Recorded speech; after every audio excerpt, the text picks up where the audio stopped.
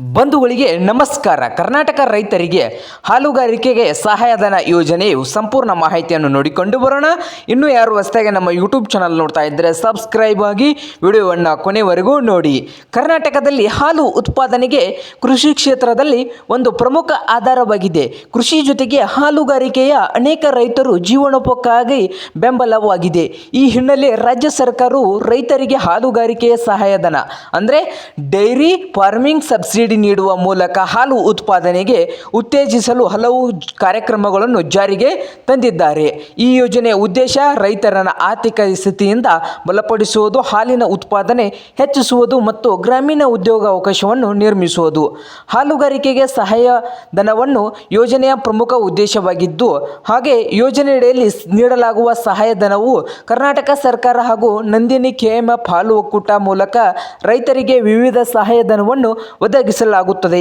ಹಸು ಖರೀದಿಗೆ ಸಹಾಯಧನ, ಪಶುಪಾಲನೆ ಸೆಡ್ಗೆ ಸಹಾಯಧನ, ಹಾಗೆ ಮೇವು ಬೆಳೆಸಲು ನೆರವು, ಹಾಲು ಶುದ್ಧೀಕರಣ ಯಂತ್ರ, ಹಾಗೆ ಬಲ್ಕ್ ಕೂಲರ್ಗಳ ಸ್ಥಾಪನೆಗೆ ನೆರವು, ಪಶು ವೈದ್ಯಕೀಯ ಸೇವೆ ಹಾಗೂ ಲಸಿಕೆ ಉಚಿತ, ಸಬ್ಸಿಡಿ ದರದಲ್ಲಿ ಸ್ವಸಹಾಯ ಗುಂಪುಗಳಿಗೆ ವಿಶೇಷ ಸಾಲ ಮತ್ತು ಸಹಾಯಧನ.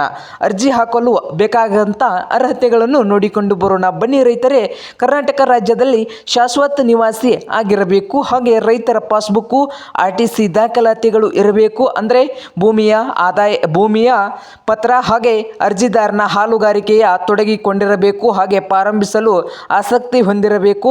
ಸಹಾಯಧನಕ್ಕಾಗಿ ಮಹಿಳೆಯರಿಗೆ ವಿಶೇಷ ಆದ್ಯತೆ ನೀಡಲಾಗುತ್ತದೆ. ಸಾಮಾನ್ಯ ಮತ್ತು ಮಹಿಳೆಗೆ ಹಾಗೆ ಹಿಂದುಳಿದ ವರ್ಗ ಹಾಗೂ ಪಂಗಡಗಳಿಗೆ ಪ್ರತ್ಯೇಕ ಹಂಚಿಕೆ ಇದೆ.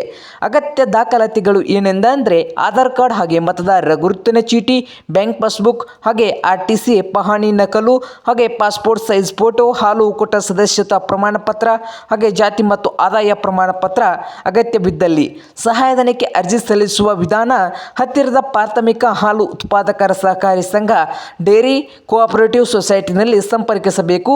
ಹಾಗೆ ಅಗತ್ಯ ಅರ್ಜಿ ನಮೂನೆ ಪಡೆದು ಎಲ್ಲ ದಾಖಲಾತಿಗಳನ್ನು ಸಂಗ್ರಹಿಸಿ ಸಲ್ಲಿಸಬೇಕು.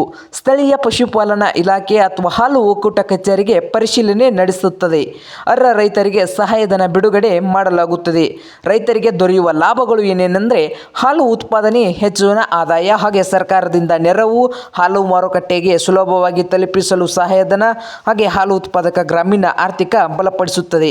ಈ ಹಾಲುಗಾರಿಕೆ ಸಂಬಂಧಿಸಿದ ಹೆಚ್ಚಿನ ಯೋಜನೆಗಳನ್ನು ನೋಡೋದಾದರೆ ಗೋಶಾಲಾ ಯೋಜನೆ, ಹಾಗೆ ಕೃಷಿ ಜೊತೆಗೆ ಹಾಲುಗಾರಿಕೆ ಸ್ವಸಹಾಯ ಸಂಘಗಳ ವಿಶೇಷ ಪ್ಯಾಕೇಜ್ ಆಗಿದೆ ನೋಡಿ ರೈತರೇ.